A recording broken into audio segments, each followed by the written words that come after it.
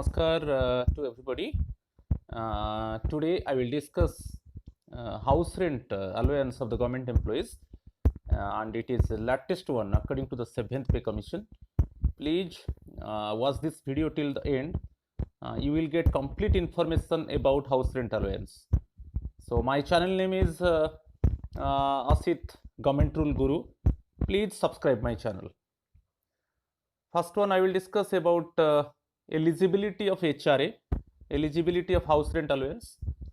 First one, employees not provided with the government accommodation are entitled to HRA at prescribed rates.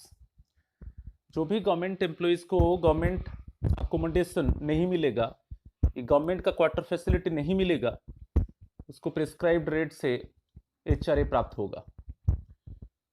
HRA admissible to employee living in a house owned by him, his wife, children, father, mother, and paying or contributing towards house tax or maintenance of the house.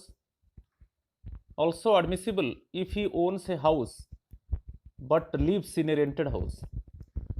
Second one क्या है? If the employee residing in his own house, खुद की घर में रहता है, और residing in the house of his wife, उसका वाइफ की घर में रहता है, और residing in the house of the children, और residing in the house of parents like father and mother, and paying property tax व house tax, incur expenditure for the maintenance of the house, ये सभी होने से उसको HRA प्राप्त होता है. Also admissible if he owns a house but lives in a rented house. उसका खुद का घर है मगर वो रेंटेड हाउस में रहता है, तभी भी वो एंटाइटल है HRA का, हाउस रेंट अलाउंस का. Third one, employees staying in rented accommodation paying और contributing towards the rent of the house are also eligible for HRA. यदि कोई भी एम्प्लॉय रेंटेड अकोमोडेशन में रहता है और पेइंग और contributing towards the rent of the house, वो rent of the house paid करता है, तब वो एलिजिबल है HRA के लिए, हाउस रेंट अलाउंस के लिए. Next, conditions for drawal of HRA.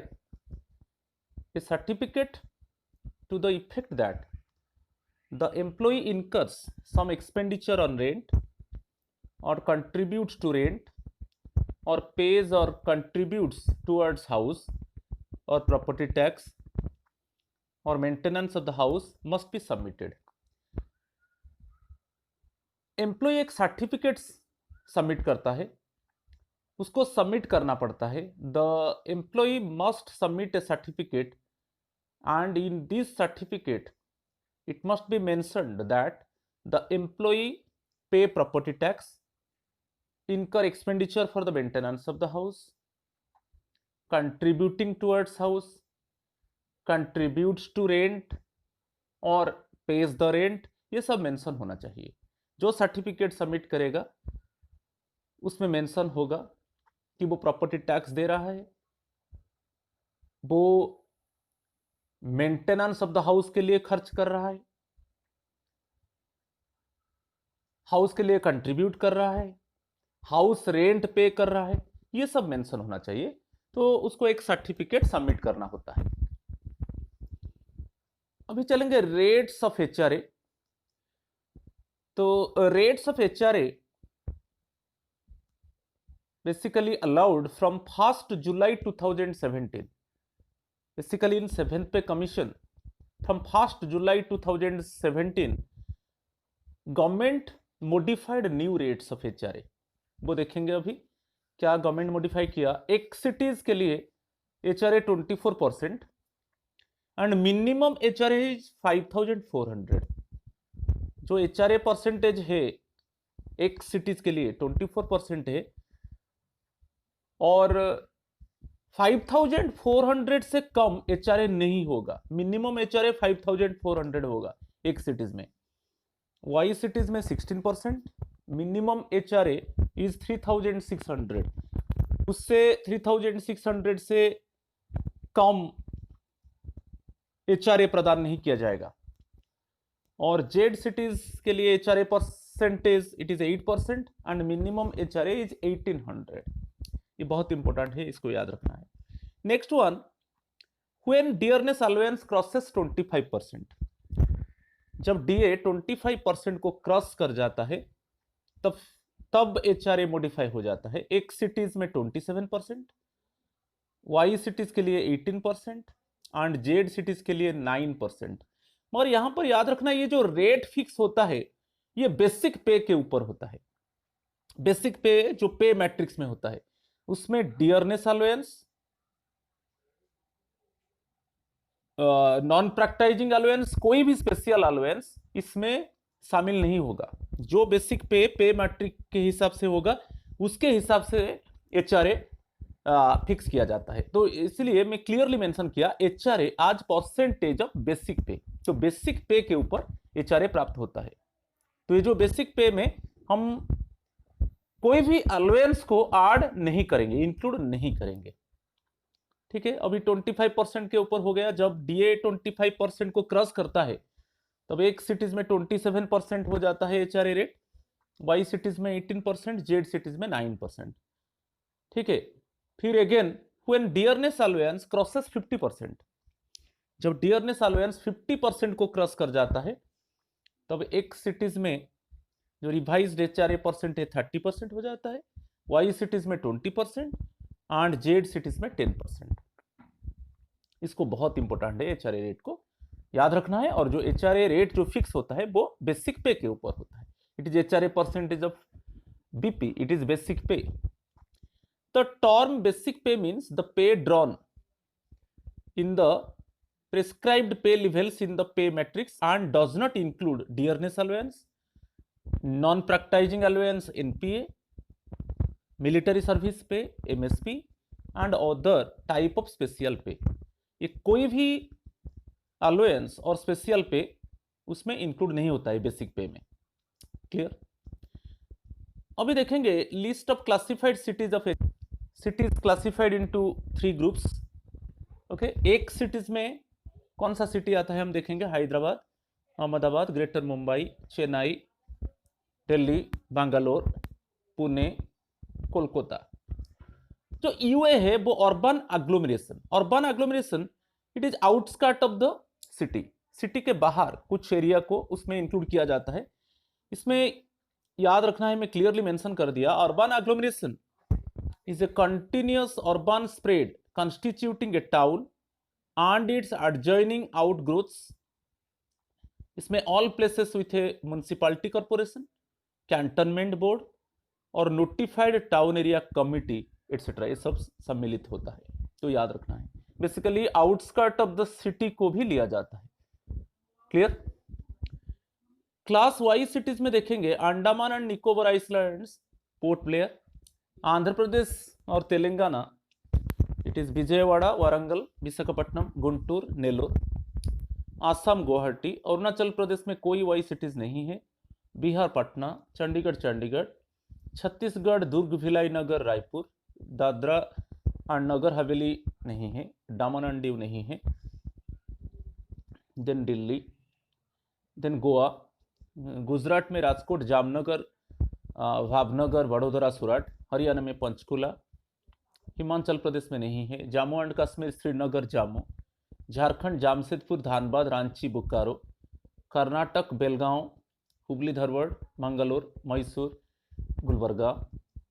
Kerala में कोझिकोड, कोच्चि, तिरुवनंतपुरम, त्रिशूर, मल्लापुरम, कन्नूर, कोल्लम। लक्षद्वीप में नहीं है।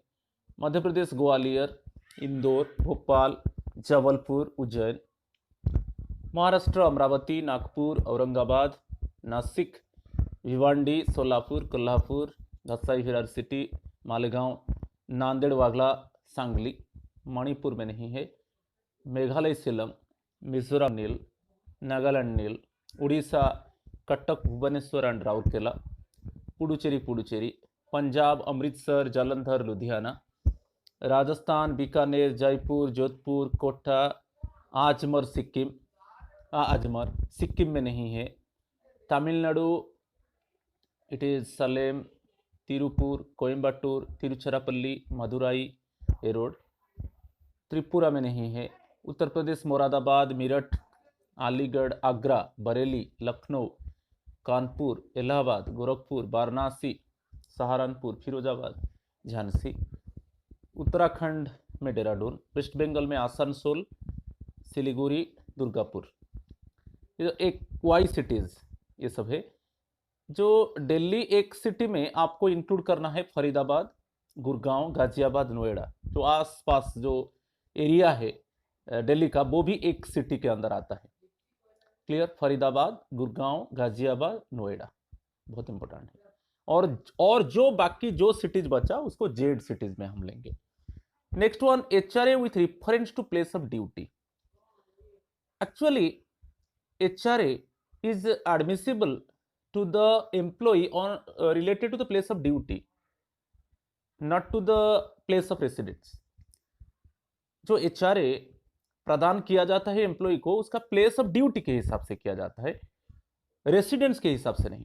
तो वो चीज admissible with reference to place of duty irrespective of the place of residence. अभी लीव में देखेंगे, during leave, preparatory to retirement, HR is allowed on furnishing requisite certificate. Preparatory to retirement के टाइम जो एम्प्लॉय लीव लेता है at that time if the employee has taken leave, then उसी case में क्या होगा ना, उसको सर्टिफिकेट, एक रिक्विजिट सर्टिफिकेट देना पड़ेगा। उसको एचआरए प्राप्त होगा, एचआरए अलाउड होगा, मगर उसको एक सर्टिफिकेट देना पड़ेगा। On medical ground, HR is allowed for 8 months on furnishing a medical certificate. जो मेडिकल ग्राउंड में फास्ट 8 मंथ्स के लिए HRA अलाउ किया जाएगा, मगर उसमें क्या होगा ना, एम्प्लॉय को मेडिकल सर्टिफिकेट देना है। नेक्स्ट में beyond 8 months it can be allowed by the concerning controlling authorities if the employ has furnished requisite medical certificate. 8 महीने के बाद, बियॉन्ड 8 मंथ्स, उसको कंट्रोलिंग अथॉरिटीज उसको अलाउ करेगा, मगर उसको रिक्विजिट मेडिकल सर्टिफिकेट देना पड़ेगा। Clear? Generally fast 8 months medical certificate से उसको एचआरए अलाउ किया जाएगा, मगर 8 मंथ्स के बाद कंट्रोलिंग अथॉरिटीज उसको अलाउ करेगा और उसको मेडिकल जो नियम के हिसाब से जो मेडिकल सर्टिफिकेट देना होगा उसको देना है, तब उसको एचआरए अलाउ किया जाएगा। In case of other kinds of leave like extraordinary leave, child care leave, half paid leave, study leave, HRA is admissible eight the rate before proceeding on leave for the first 180 days of combination period of leave, vacation, holidays. So first 180 days के लिए HRA दिया जाएगा, उसमें कोई certificate का जरूरत नहीं है। As usual manner first 180 days कोई एम्प्लॉय छुट्टी में जाता है, जैसे मैं मेंशन कर दिया यूओएल की, सीसीएल की, half paid leave, study leave, इसमें 180 days फर्स्ट 180 days के लिए एचआरए दिया जाएगा। मगर 180 days के बाद बियॉन्ड दिस पीरियड उसको एचआरए प्राप्त करना है, तब उसको एक प्रिस्क्राइब्ड जो सर्टिफिकेट है नियम के हिसाब से उसको देना पड़ेगा, तब उसको एचआरए प्राप्त किया जाएगा। तो यहाँ पर याद हो गया, first 180 days, okay, if the employ has taken leave for first 180 days, then उसको एचआरए एज यूजुअल दिया जाएगा, और बियॉन्ड 180 days उसको प्रिस्क्राइब सर्टिफिकेट प्रदान करने से एचआरए प्राप्त होगा। नेक्स्ट पार्ट को जाएंगे, when the official does not join after leave, leave के बाद एक ऑफिशियल ज्वाइन नहीं कर रहा है, तो उस केस में एचआरए क्या होगा, हाउस रेंट अलाउंस क्या होगा। इफ द एम्प्लॉय डाइज और invalidated while on leave, the HRA paid during leave need not be recovered. यदि एम्प्लॉय का डेथ हो जाता है और एम्प्लॉय इनवैलिडेटेड हो जाता है, it means physically unfit to do work leave के टाइम में, तो उस केस में क्या होगा ना, एचआरए को रिकवरी नहीं किया जाएगा। क्लियर? एचआरए को रिकवरी नहीं किया जाएगा, जो लीव में जो एचआरए प्राप्त किया गया उसको रिकवरी नहीं किया जाएगा। If resigned while on leave, okay, if resigned while on leave the entire HRA paid will be recovered. यदि लीव के समय वो रेजिग्नेशन दे देता है, ऑफिशियल रेजिग्नेशन दे देता है कि एम्प्लॉय रेजिग्नेशन दे देता है, जो एंटायर एचआरए उसको पेड किया गया था लीव के टाइम उसको पूरा रिकवर कर दिया जाएगा। तो बहुत इंपॉर्टेंट है। If resigned while on leave the entire HRA paid will be recovered. Next चलेंगे during joining time, HRA is allowed at the rate applicable to the old station. हमको ज्वाइनिंग टाइम प्राप्त होता है जब ट्रांसफर होता है, okay, हमारा एक हेडक्वार्टर से और एक हेडक्वार्टर को जब ट्रांसफर होता है, सो एक ज्वाइनिंग टाइम हमको प्राप्त होता है। तो वो ज्वाइनिंग टाइम में हमको ओल्ड स्टेशन के हिसाब से एचआरए प्रदान किया जाएगा। ओके, जब एम्प्लॉय का ट्रांसफर होता है तो उसको ज्वाइनिंग टाइम दिया जाता है, तो उस ज्वाइनिंग टाइम के अंदर उसको ओल्ड स्टेशन के हिसाब से एचआरए प्रदान किया जाएगा। अभी चलेंगे during deputation abroad. Okay, deputation abroad के टाइम में up to 1 year, it means first 1 year HRA is allowed at the rates of his headquarters. जो एम्प्लॉय का जो हेडक्वार्टर है वो हेडक्वार्टर के हिसाब से उसको एचआरए प्रदान किया जाएगा। Okay, HRA is allowed at the rates of his headquarters first 1 year. After 1 year के बाद HRA is allowed if family stays at headquarters and requisite certificate is furnished. 1 year के बाद यदि एम्प्लॉय का फैमिली हेडक्वार्टर में रहता है और उसको एक सर्टिफिकेट फर्निश करने से उसको एचआरए अलाउ किया जाएगा। तो डेपुटेशन पीरियड में 2 कंडीशंस हो गया। First 1 year HRA is allowed at the rates of his headquarters, headquarter के हिसाब से एचआरए प्राप्त होगा। मगर आफ्टर 1 ईयर के बाद यदि फैमिली हेडक्वार्टर में रहता है और उसमें क्या होगा ना, एक सर्टिफिकेट फर्निश करना पड़ेगा, तब एचआरए हेडक्वार्टर के हिसाब से प्रदान किया जाएगा। ये जो है deputation abroad, basically deputation in basically foreign countries. During training in India, okay, training के टाइम में 2 कंडीशन है। When daily allowance not drawn, training के टाइम में यदि एम्प्लॉई डेली अलाउंस ड्रॉ नहीं कर रहा है तो उसके पास 2 शर्त है। एक है जो एचआरए है वो हेडक्वार्टर के हिसाब से, और एक एचआरए है वो स्टेशन, ट्रेनिंग स्टेशन के हिसाब से। मैं क्लियरली मेंशन किया, when daily allowance not drawn admissible at the rates applicable to the headquarters station और ट्रेनिंग स्टेशन। ओके, दोनों देखना है कि यदि वो डेली अलाउंस डीए ड्रॉ नहीं कर रहा है तब जो एचआरए है हेडक्वार्टर के हिसाब से और जो एचआरए है ट्रेनिंग स्टेशन में, उसको जो भी फेवरेबल होगा बोलेगा, जिसमें ज्यादा होगा वो एम्प्लॉय क्या करेगा, कंपेयर करेगा हेडक्वार्टर में एचआरए का रेट क्या है और जो ट्रेनिंग स्टेशन में एचआरए का रेट क्या है। जो भी फेवरेबल होगा, जो भी ज्यादा होगा वो उसको लेगा। मगर कंडीशन क्या है, वो डीए नहीं ले रहा है, डेली अलाउंस नहीं ले रहा है। सेकंड कंडीशन क्या है, व्हेन डेली अलाउंस ड्रॉन, यदि जो एम्प्लॉय ट्रेनिंग ले रहा है, ट्रेनिंग के लिए गया है, ओके, ये जो मैं डिस्कस कर रहा हूं वो ट्रेनिंग के लिए, ड्यूरिंग ट्रेनिंग इन इंडिया, यदि वो डेली अलाउंस ड्रॉ कर रहा है तब क्या होगा ना, उसको हेडक्वार्टर के हिसाब से एचआरए प्राप्त होगा, ट्रेनिंग स्टेशन के हिसाब से एचआरए नहीं दिया जाएगा।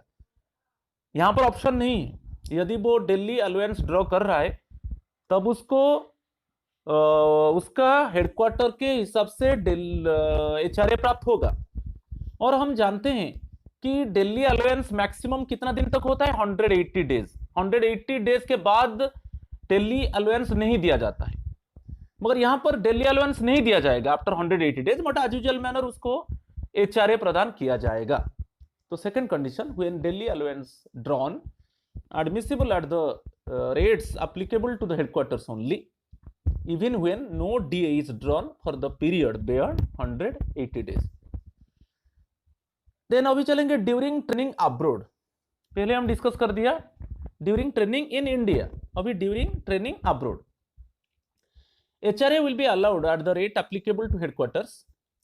The employee would have drawn had he not been on training abroad by furnishing certificates. यहाँ पर क्या है, यदि एम्प्लॉई ट्रेनिंग के लिए अब्रोड जाता है तो उस केस में एज यूजुअल मैनर, यदि वो ट्रेनिंग नहीं लेता, वो ट्रेनिंग के लिए नहीं जाएगा, जो भी एचआरए उसको उपलब्ध होता था हेडक्वार्टर के हिसाब से, यहां पर वही एचआरए प्राप्त होगा हेडक्वार्टर के हिसाब से। ओके, यदि कोई एम्प्लॉई ट्रेनिंग के लिए अब्रोड जा रहा है, उसको हेडक्वार्टर के हिसाब से उसको एचआरए मिलेगा सर्टिफिकेट फर्निश करने से। और यहां पर जो है सेकेंड कंडीशन है ड्यूरिंग लीव इन बिटवीन, यदि ट्रेनिंग पीरियड में वो लीव लेता है और ट्रेनिंग खत्म हो जाता है और at the end of the training HRA training period के अंदर जो लीव लेता है उसमें एचआरए प्रदान नहीं किया जाएगा, और at the end of the training के बाद जो पीरियड रहेगा उसमें एचआरए उसको नहीं मिलेगा। क्लियर? अदरवाइज जो एचआरए मिलेगा वो हेडक्वार्टर के हिसाब से मिलेगा, याद रखना है। Next one, during temporary transfer not exceeding 180 days. यदि एम्प्लॉय का टेम्पोररी ट्रांसफर होता है और वो 180 डेज से कम है, नॉट एक्सीडिंग 180 डेज से ज्यादा नहीं होगा, उस केस में क्या होगा ना, फर्स्ट 90 डेज जो एचआरए अलाउ किया जाएगा वो ओल्ड हेडक्वार्टर के हिसाब से।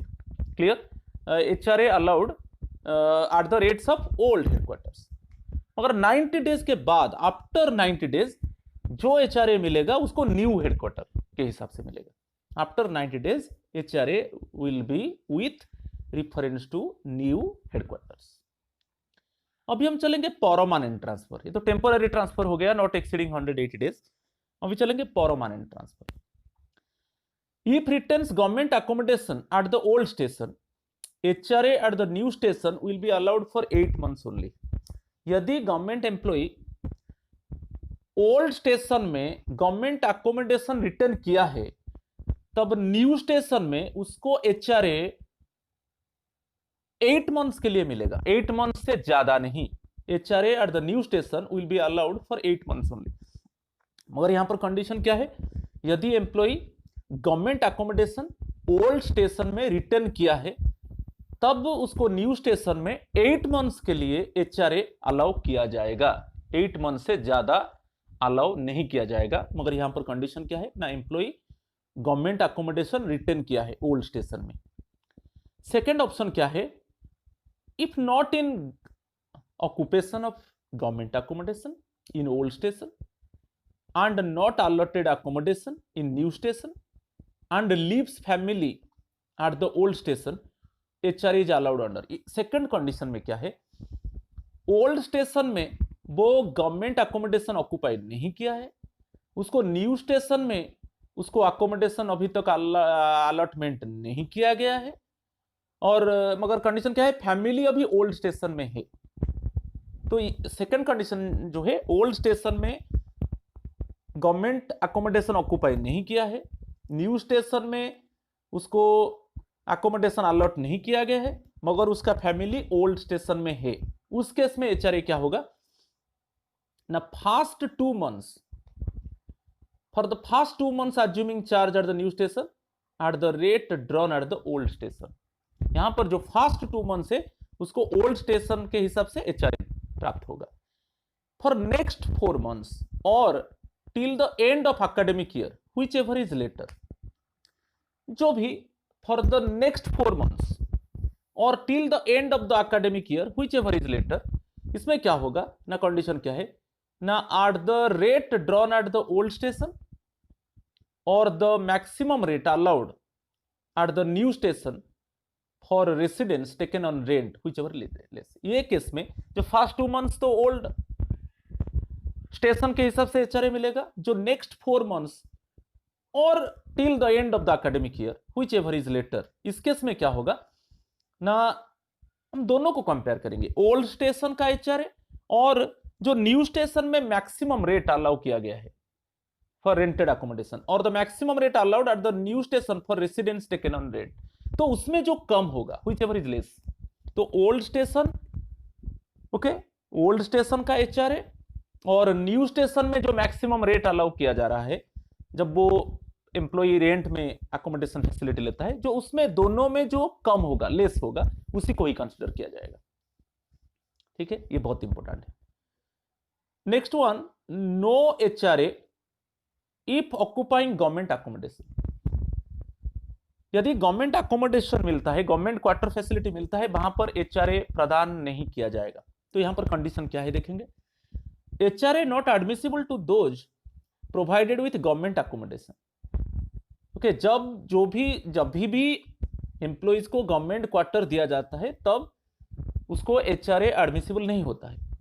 Female employees staying in government run hostels, जब female employees government run hostels में रहते हैं, employees allotted hostel accommodation run by autonomous and semi autonomous organisations, जो भी हॉस्टल ऑपरेट करता है बेसिकली ऑटोनोमस और सेमी ऑटोनोमस ऑर्गेनाइजेशंस में, वहां पर एम्प्लॉई को हॉस्टल अकोमोडेशन दिया जाता है at subsidised rent and similarly officers staying in inspection quarters, ये सब केस में HRA प्रदान नहीं किया जाएगा। ये बहुत इंपॉर्टेंट है। Clear? Next, surrender of accommodation. जो हमको गवर्नमेंट क्वार्टर फैसिलिटी मिला है, हम गवर्नमेंट क्वार्टर को अभी सरेंडर कर देंगे। यहां पर क्या कंडीशन है ना, HRA if otherwise admissible will be payable from the date of such surrender. जिस दिन से हम सरेंडर कर दिया गवर्नमेंट अकोमोडेशन को, उसी दिन से हमको क्या होगा ना, HRA फिर मिलता रहेगा। नेक्स्ट वन बहुत important one, on failure after acceptance to occupy the accommodation within 8 days of date of receipt of allotment letter. जिस दिन से अलॉटमेंट लेटर मिला, हमको प्राप्त हुआ, जिस दिन से हमको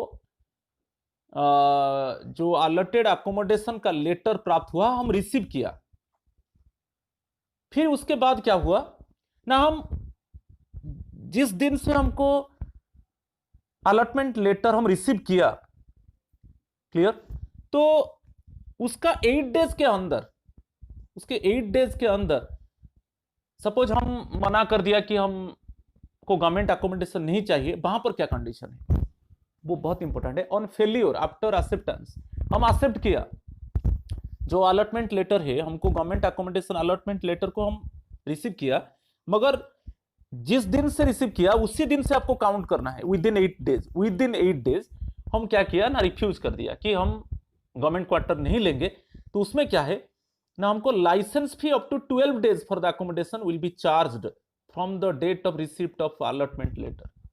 तो 12 दिन का लाइसेंस फी हमको देना पड़ेगा, कब से ना, जब से हम अलॉटमेंट लेटर को रिसीव किया, जब से रिसीव किया उसी दिन से 12 दिन तक क्या होगा, लाइसेंस फी हमको देना पड़ेगा। Second one, no HRA is allowed up to the period of 12 days from the date of receipt of allotment letter. जिस दिन से हम अलॉटमेंट लेटर को रिसीव किया उसी से आप काउंट कर लो 12 days तक हमको HRA प्राप्त नहीं होगा। तो ये बहुत इंपॉर्टेंट है। कभी कभी क्या है ना, एम्प्लॉई अलॉटमेंट लेटर रिसीव कर दिया और उसी से आप विद इन 8 days के अंदर वो ऑक्युपाई नहीं किया और मना कर दिया मुझे गवर्नमेंट अकोमोडेशन नहीं चाहिए, तब ये दो चीज है, उसको जिस दिन से अलॉटमेंट लेटर रिसीव किया उस दिन से 12 दिन आप काउंट कर लो, वो 12 दिन तक वो लाइसेंस फी देगा और वो 12 दिन तक क्या होगा, उसको HRA प्राप्त नहीं होगा। Date of discontinuance of HRA from the date of occupation और from the 8th day of allotment which ever is earlier. ये बहुत इंपॉर्टेंट है, बहुत बार क्वेश्चन आता है। इसमें क्या है, जिस दिन से हम अलॉटमेंट लेटर रिसीव किया और विद इन 8 days, जिस दिन में हम 8 days के अंदर within 8 days of accepting allotment letter, तो जिस दिन से हम ऑक्युपाई किया from the date of occupation और from the 8th day, automatically हम ऑक्युपाई नहीं किया, हम अलॉटमेंट लेटर रिसीव कर लिया और विद इन 8 days के अंदर हम इट मींस ऑक्युपाई नहीं किया और automatically from 8th day of allotment automatically हमारा HRA डिसकंटिन्यू हो जाएगा। ठीक है, तो बहुत इंपॉर्टेंट है, 8 days के अंदर हम जिस दिन ऑक्युपाई किया ऑटोमेटिकली उसी दिन से तो हमारा एचआरए डिसकंटिन्यू हो जाएगा। Otherwise from 8th day of allotment, 8th day means जिस दिन से हम अलॉटमेंट लेटर रिसीव किया उसी से काउंट कर लो, 8th डे से क्या होगा ना, एचआरए ऑटोमेटिकली डिसकंटिन्यू हो जाएगा। और उसके पहले जिस दिन से हम ऑक्युपाई किया उसी दिन से ऑटोमेटिकली एचआरए डिसकंटिन्यू हो जाएगा। मगर बहुत इंपॉर्टेंट है, from 8th day of allotment, हम विद इन 8 डेज के अंदर हम ऑक्युपाई नहीं किया और automatically from the 8th day of allotment, okay, it means जिस दिन से हम अलॉटमेंट लेटर को रिसीव किया और उसी दिन से आप काउंट कर लो, फ्रॉम 8th डे, ओके, वो डिसकंटिन्यू हो जाएगा HRA. Next one, persons owning houses, HRA admissible to the employee living in a house owned by him, his wife, children, father, mother, ये मैं डिस्कस कर चुका हूं। Also admissible if he owns a house but lives in a rented house. यहां पर मैं इसको पहले से एलिजिबिलिटी में डिस्कस कर चुका हूं, पर यहां पर जो एचआरए प्राप्त होगा वो डायरेक्टली हमारा इनकम में इंक्लूड होगा, उसमें इनकम टैक्स एग्जेम्प्ट नहीं होगा। Clear? HRA is included in income and not exempted for income tax. ये जो इनकम है, हमारा खुद का घर में हम रहते हैं, ओके, एम्प्लॉय उसकी वाइफ के घर में रहता है, कि चिल्ड्रन के घर में रहता है, कि उसका पेरेंट्स फादर मदर के घर में रहता है, उसको एचआरए मिलेगा। कभी कभी क्या है, उसका खुद का घर है, वो रेंटेड हाउस में रहता है, तो एचआरए मिलेगा। मगर ये जो एचआरए मिलेगा हाउस रेंट अलाउंस, वो डायरेक्टली इनकम में जुड़ जाएगा और उसमें इनकम टैक्स का कोई एग्जेम्पशन, ओके, उसका जो इनकम टैक्स का जो एग्जेम्पशन होता है एचआरए के ऊपर, वो सुविधा उसको नहीं मिलेगा, वो डायरेक्टली इनकम में इंक्लूड हो जाएगा। Next one, on sharing private accommodation, HR is allowed if an employee shares private accommodation with spouse, so both husband and wife are allowed HRA separately if both are government employees। यहाँ पर बहुत important है, यदि दोनों husband wife दोनों government employees है और उनको गवर्नमेंट क्वार्टर का फैसिलिटी नहीं मिला है, तो दोनों को एचआरए मिलेगा, हाउस रेंट अलाउंस मिलेगा। प्राइवेट एकोमोडेशन में दोनों को एचआरए मिलेगा। यहां पर याद रखना है, दोनों हस्बैंड वाइफ गवर्नमेंट एम्प्लॉइज है, ओके, और उनको किसी एक को, दोनों से किसी एक को गवर्नमेंट क्वार्टर नहीं मिला है, तो दोनों को एचआरए मिलेगा। Both are admissible by eligible for HRA if from both, if at least one is not getting government quarter facility। बहुत इंपॉर्टेंट है। Next one, HRA is allowed if an employee shares the government accommodation allotted to another employee. कोई another employee को government accommodation मिला है और वहां पर जाके एम्प्लॉय रह गया, तो मगर यहां पर क्या है, जो अनदर एम्प्लॉय है वो अदर देन स्पाउस, पेरेंट्स और चिल्ड्रन, स्पाउस नहीं होना चाहिए, पेरेंट्स और चिल्ड्रन नहीं होना चाहिए। सपोज एम्प्लॉय जाकर अनदर एम्प्लॉय को जो गवर्नमेंट अकोमोडेशन मिला है वहां पर वो रह गया, तभी भी वो उसको एचआरए प्राप्त होगा। Next one, sharing rent free accommodation, ये बहुत इंपॉर्टेंट है। कभी कभी क्या है ना, रेंट फ्री अकोमोडेशन, एक एम्प्लॉय और एक एम्प्लॉय के साथ रेंट फ्री अकोमोडेशन में रहता है, तो उस केस में एचआरए प्राप्त नहीं होगा। HRA not admissible if an employee shares rent free accommodation allotted to another government servant. कभी कभी क्या है ना, रेंट फ्री अकोमोडेशन शेयरिंग के आकार में होता है। एक employee, one employee reside with other employees in share accommodation, तो इस केस में एचआरए एडमिसिबल नहीं होगा। ये बहुत इंपॉर्टेंट है। Next one, residing in accommodation allotted to a relative, HRA is not admissible if the employee resides in accommodation allotted to his or her parents, son or daughter, by the central or state government, autonomous bodies, public sector undertakings, example municipality, port trust, nationalized bank, LIC etc. इस case में HRA admissible नहीं होगा।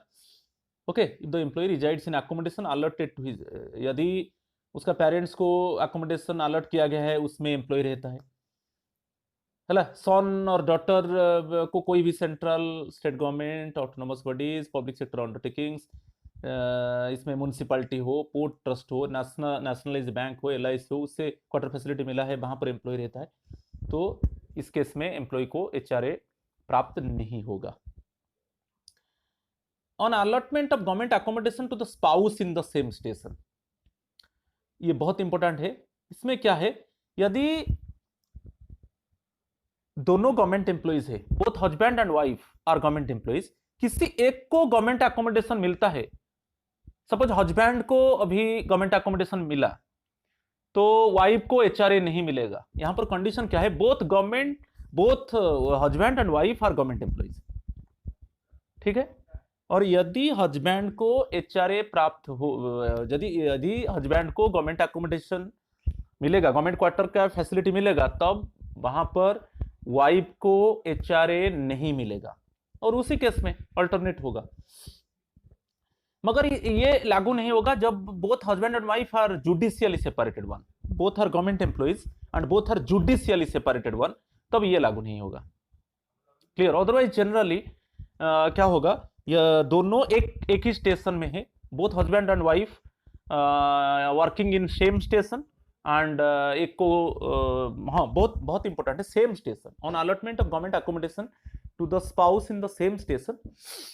तो इस case में क्या होगा ना, if his wife or husband has been allotted accommodation at the same station by the central government, state government, autonomous bodies, public sector undertakings or semi government organizations such as municipality, port trust, etc., whether he or she resides in that accommodation or he or she resides separately in accommodation rented by him or her except in pursuance of a court order of judicial separation।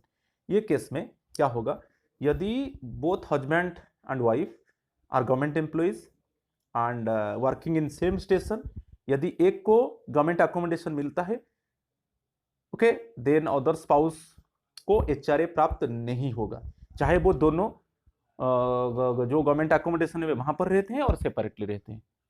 मगर यहां पर हमको याद रखना है, यदि दोनों same station में काम कर रहे हैं, एक को गवर्नमेंट अकोमोडेशन मिलता है, तब दूसरे को एचआरए का फायदा नहीं मिलेगा। मगर कंडीशन ये लागू नहीं होगा if both are working in the same station and judicially separated one. यदि दोनों सेम स्टेशन में काम कर रहे हैं और जुडिशियली सेपरेट हो गए हैं, तब ये लागू नहीं होगा। यदि जुडिशियली सेपरेटेड है, यदि हस्बैंड को गवर्नमेंट अकोमोडेशन मिलता है, तब वाइफ एचआरए ले सकता है, क्योंकि both are judicially separated one. Clear. Otherwise नहीं होगा। Next one, rent free accommodation and compensation in lieu thereof. कभी कभी क्या है ना, certain employees like post masters, sub post masters in the department of post, members of central police organizations and certain specific group of employees deployed at different stations are entitled for rent free accommodation। कभी कभी क्या है, कुछ employees है उनको rent free accommodation मिलता है, यदि रेंट फ्री अकोमोडेशन नहीं मिलेगा तब उनको कॉम्पेंसेशन मिलेगा। ओके, वो एंटाइटल है रेंट फ्री अकोमोडेशन के लिए, वहां पर रेंट फ्री अकोमोडेशन नहीं मिलता है तो उनको क्या मिलेगा, कॉम्पेंसेशन मिलेगा। कॉम्पेंसेशन किस हिसाब से मिलेगा, ये दोनों दे दिया गया। Employees who have not been provided with such accommodation will be entitled to compensation in lieu of rent free accommodation as under.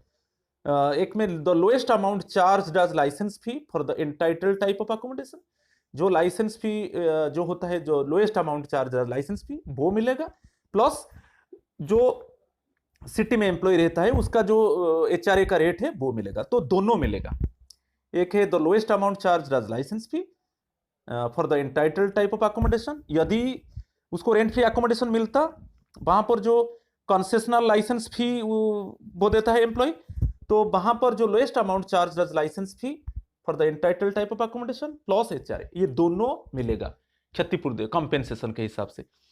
तो ये बहुत इंपॉर्टेंट है। कभी कभी कुछ एम्प्लॉयज को रेंट फ्री अकोमोडेशन मिलता है मगर नहीं मिला तो उसके बदले में उनको कॉम्पेंसेशन मिलता है।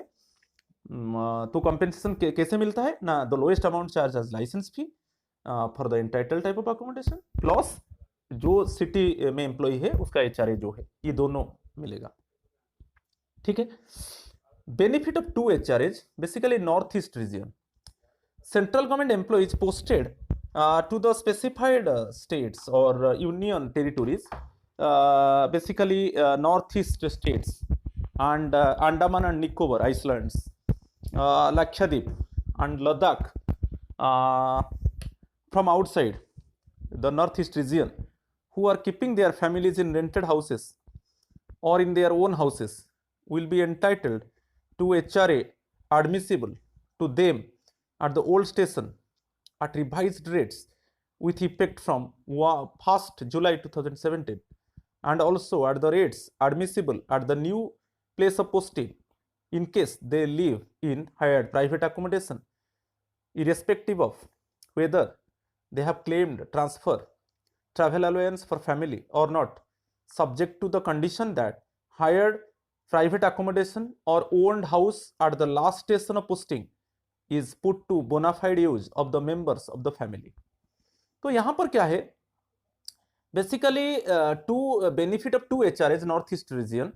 तो यहाँ पे क्या है, जब पोस्टिंग होता है ये सब एरिया को याद रखना है, basically north east states and Andaman and Nicobar islands, Lakshadweep and Ladakh. तो इसमें क्या है ना, 2 HRA मिलेगा, एक ओल्ड स्टेशन के हिसाब से मिलेगा, यदि फैमिली मेंबर ओल्ड स्टेशन में है तो माना जाएगा कि फैमिली ओल्ड स्टेशन में है, तो ओल्ड स्टेशन के हिसाब से HRA मिलेगा और न्यू स्टेशन के हिसाब से HRA मिलेगा। तो 2 HRA वहां पर एडमिसिबल होगा। ओके, तो फैमिली रहता है कि नहीं वो नहीं, ये नहीं है ओल्ड स्टेशन में, मगर ओल्ड स्टेशन का HRA मिलेगा। यदि हम शो करेंगे कि मेरा फैमिली रहता है ओल्ड स्टेशन में, ओल्ड स्टेशन का HRA मिलेगा और न्यू स्टेशन का HRA भी प्राप्त होगा। तो इसलिए बेनिफिट ऑफ 2 HRAs, तो ये बहुत इंपॉर्टेंट है। Next one, the benefit of 2 HRAs admissible also to those employees who on their transfer keep their employees in the previous station in owned or hired accommodation after vacating government accommodation due to their transfer to north east region। जैसे transfer हो गया north east reason को, तो जो old station में जो government accommodation मिला था वो उसको वैकेट कर दिया, तो उस केस में 2 HRA मिलेगा। एक HRA बेसिकली न्यू रेट में जो नॉर्थ ईस्ट स्टेशन में उसको उसका ट्रांसफर हुआ उसके हिसाब से मिलेगा, और old station, okay, old station के हिसाब से भी उसको HRA मिलेगा। तो 2 HRA उसको प्राप्त होगा, ये बहुत इंपॉर्टेंट है। Next one, for temporary stay in state Bhavans और guest houses run by state governments or autonomous organizations, employees posted to the center who stay temporarily in state bhavans, guest houses may be reimbursed the amount of rent paid by them or the HRA admissible to them, whichever is less, subject to the following conditions। यदि temporary time के लिए कोई employ state Bhavan's में और guest houses में जो run करता है by state governments and autonomous organisations, तो उस केस में 2 कंडीशन है। एक है जो जितना रेंट वो पे कर रहा है और उसका जो HRA एडमिसिबल है, उन दोनों में से जो कम होगा, ओके, उतना ही एडमिसिबल होगा, उतना ही HRA उसको प्राप्त होगा। तो आपको याद रखना है, टेम्पोररी पीरियड के लिए कभी कभी employee residing temporarily in state Bhavans और guest houses run by state governments or autonomous organizations. So in this case, one is how much rent paid or the HRA admissible to them. तो ये दोनों में जो भी कम होगा वो वही HR हाउस रेंट अलाउंस प्राप्त होगा। ठीक है, क्लियर, बहुत इंपॉर्टेंट है।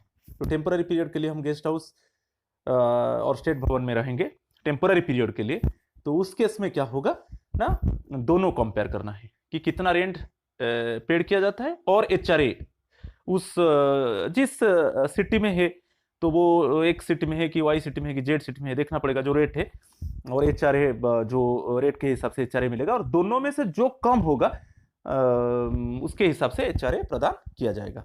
यहाँ पर दिया है, the employ has applied for accommodation of his entitlement but no accommodation has been allotted to him. अभी वो अप्लाई किया है मगर अकोमोडेशन फैसिलिटी नहीं मिला है, इसके वजह से वो स्टेट भवन और गेस्ट हाउस में रहता है। The guest house is located at the place of posting, वहां पर जो पोस्टिंग हुआ है वहां पर ही गेस्ट हाउस लोकेट है। The employee stays in the guest house और state Bhavans and submits rent receipt for same. तो वहां पर वो जो गेस्ट हाउस और स्टेट भवन में है वो रेंट रिसिप्ट सबमिट कर रहा है। क्लियर, और ये दोनों में कंपेयर होगा, मैं जैसे बताया, जो जितना रेंट पे कर रहा है और जो HRA है, जो सिटी में काम कर रहा है उसका एचआरए क्या है, उन दोनों में से जो कम होगा उसके हिसाब से एचआरए मिलेगा। और यहाँ पर क्या है, the amount paid as rent in excess of admissible HRA. Suppose यहाँ पर क्या है ना, हम रेंट और एचआरए दोनों कंपेयर करेंगे, एचआरए कम है, दोनों कंपेयर करेंगे, वो जितना रेंट पे कर रहा है गेस्ट हाउस को और जो हाउस रेंट अलाउंस मिल रहा है उसमें क्या है, दोनों कंपेयर किया जाएगा, जो कम है उसके हिसाब से एचआरए मिलेगा। तो amount paid as rent in excess of admissible HRA, जो एचआरए एडमिसिबल है उससे ज्यादा वो रेंट पे कर रहा है, तो जो एक्सेस रेंट को वो खुद ही बियर करेगा, if any will have to be borne by them. Clear, ये बहुत इंपॉर्टेंट है। Next one, employees transferred due to shifting of headquarters. कभी कभी क्या है, हेडक्वार्टर शिफ्ट हो जाता है, तो उस केस में एम्प्लॉय का ट्रांसफर होता है। shall be entitled to HRA at the rate admissible to them at the old headquarters if their families continues to reside there for 6 months or till the employee is allotted or secures family accommodation at the new headquarters whichever is earlier। तो दोनों यहाँ पे क्या है, यदि headquarter shift हो जाता है उसके वजह से एम्प्लॉय का ट्रांसफर हो गया, तो उसके हिसाब से यदि फैमिली ओल्ड हेडक्वार्टर में रहता है तो 6 मंथ्स तक, ओके, ओल्ड हेडक्वार्टर के हिसाब से उसको एचआरए मिलेगा। और क्या है ना, till the employee is allotted और secures family accommodation at the new headquarter whichever is earlier. तो यहाँ पर जो कंडीशन है, जो 6 मंथ्स है, तो ओल्ड हेडक्वार्टर में फैमिली रहता है तो अप टू 6 मंथ्स, है ना, it means their families continue to reside there for 6 months, है, तो 6 मंथ्स उसको ओल्ड हेडक्वार्टर के हिसाब से एचआरए मिलेगा। और उसी 6 मंथ्स के अंदर सपोज उसको अकोमोडेशन फैसिलिटी मिल जाता है न्यू हेडक्वार्टर में, तो वहां पर न्यू हेडक्वार्टर के हिसाब से मिलेगा। ओके, मगर after 6 month automatically, after 6 months automatically क्या होगा ना, न्यू हेडक्वार्टर के हिसाब से एचआरए प्राप्त होगा। मगर कंडीशन क्या है यहाँ पर कि जब हेडक्वार्टर शिफ्ट हो जाता है उसके वजह से एम्प्लॉय का ट्रांसफर हो गया, तो उस केस में क्या होगा, यदि फैमिली ओल्ड हेडक्वार्टर में है तो अप टू 6 मंथ्स उसको ओल्ड हेडक्वार्टर के हिसाब से एचआरए मिलेगा। और उसी 6 मंथ्स के अंदर यदि उसको अकोमोडेशन फैसिलिटी मिल गया न्यू हेडक्वार्टर में, तो न्यू हेडक्वार्टर के हिसाब से एचआरए मिलेगा। और ऑटोमेटिकली क्या होगा ना, 6 मंथ्स के बाद ऑटोमेटिकली यदि भी फैमिली रहता है ओल्ड हेडक्वार्टर में, 6 मंथ्स कंप्लीट हो गया तो उसके बाद ऑटोमेटिकली उसको न्यू हेडक्वार्टर के हिसाब से एचआरए प्राप्त होगा। Next one, accommodation certificate from directorate of estates. ये बहुत इंपॉर्टेंट है। Government servants who are eligible for government accommodation but do not submit application. कभी कभी क्या है, गवर्नमेंट सर्वेंट्स वो एलिजिबल है गवर्नमेंट अकोमोडेशन के लिए मगर अभी एप्लीकेशन सबमिट नहीं किया है। Refuse to accept accommodation when offered और allotted.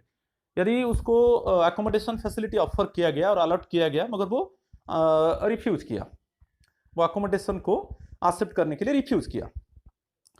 Surrender the accommodation after accepting, accept करने के बाद वो अकोमोडेशन को सरेंडर कर दिया, तो इस केस में क्या होगा, may be paid HRA in respect of all types of accommodation. यहां पर उसको एचआरए प्रदान किया जाएगा। किस किस सिटी दिया है देखो, Delhi, Mumbai, Chennai, Chandigarh, Bengaluru, Shimla, Shillong, Hyderabad, Agartala, Kohima, Imphal, Dehradun and Trivandrum without obtaining no accommodation certificate from directorate of estates. यहां पर डायरेक्टोरेट ऑफ एस्टेट से नो अकोमोडेशन सर्टिफिकेट उसको क्या होगा, लेना नहीं पड़ेगा मगर उसको एचआरए प्राप्त होगा। तो ये कंडीशंस आपको याद रखना है। कभी कभी क्या है ना, गवर्नमेंट अकोमोडेशन वो एलिजिबल है, एप्लीकेशन सबमिट नहीं किया है, उसको अकोमोडेशन ऑफर किया गया मगर वो एक्सेप्ट नहीं किया और एक्सेप्ट करने के बाद वो गवर्नमेंट अकोमोडेशन को सरेंडर कर दिया, इस केस में उसको एचआरए प्राप्त होगा। और इसी सिटी में कोई no accommodation certificate from directorate of estates, कोई सर्टिफिकेट ऑब्टेन नहीं करना है डायरेक्टोरेट ऑफ एस्टेट से, ठीक है, तो एचआरए प्राप्त होगा। मगर सेकंड केस में क्या है, however in case of government servants eight other stations, जो अदर स्टेशन है इसके अलावा में जो बताया जो सिटीज, उसके अलावा क्या है, ये कंडीशन में उसको HRA should not be paid without no accommodation certificate from directorate of estates. यदि डायरेक्टोरेट ऑफ एस्टेट से वो नो अकोमोडेशन सर्टिफिकेट ऑब्टेन नहीं किया और सबमिट नहीं किया, उसको एचआरए प्राप्त नहीं होगा। फिर हम चलेंगे during suspension. HRA have to be calculated on the basis of pay which the employee draws on the date of suspension. यदि एम्प्लॉय सस्पेंड हो जाता है तो suspension on the date of suspension जो पे फिक्स होता है उसके हिसाब से उसको HRA प्राप्त होगा. बेसिकली हम जानते हैं जो सब्सिस्टेंस अलाउंस है, जो सस्पेंडेड एम्प्लॉय है उसको सब्सिस्टेंस अलाउंस मिलता है, तो उसका बेसिक का 50% वो बेसिकली होता है, उसके हिसाब से उसको डियरनेस अलाउंस मिलता है. तो यहां पर क्लियर है कि HRA जो मिलेगा सब्सिस्टेंस अलाउंस के ऊपर मिलेगा, क्योंकि जो पे फिक्स होता है on the date of suspension basically वो बेसिक पे का 50% हो जाता है, फिर 90 डेज के बाद वो 75% होता है. क्लियर? फर्स्ट 90 डेज बेसिक पे 50% हो जाता है, ओके, और आफ्टर 90 डेज के बाद वो 75% हो जाता है. ओके, बेसिक पे का 75% दिया जाएगा. तो उसके हिसाब से जो यहां पर जो HRA प्राप्त होगा वो सब्सिस्टेंस अलाउंस के ऊपर फिक्स होगा. HRA admissible for the first 180 days, first 180 days HRA मिलेगा. Beyond this period payment will be subject to furnishing the required certificate. यहां पर क्या है, 180 डेज के बाद उसको रिक्वायर्ड सर्टिफिकेट देना पड़ेगा, ओके, HRA प्राप्त करने के लिए. ओके, थैंक यू, धन्यवाद.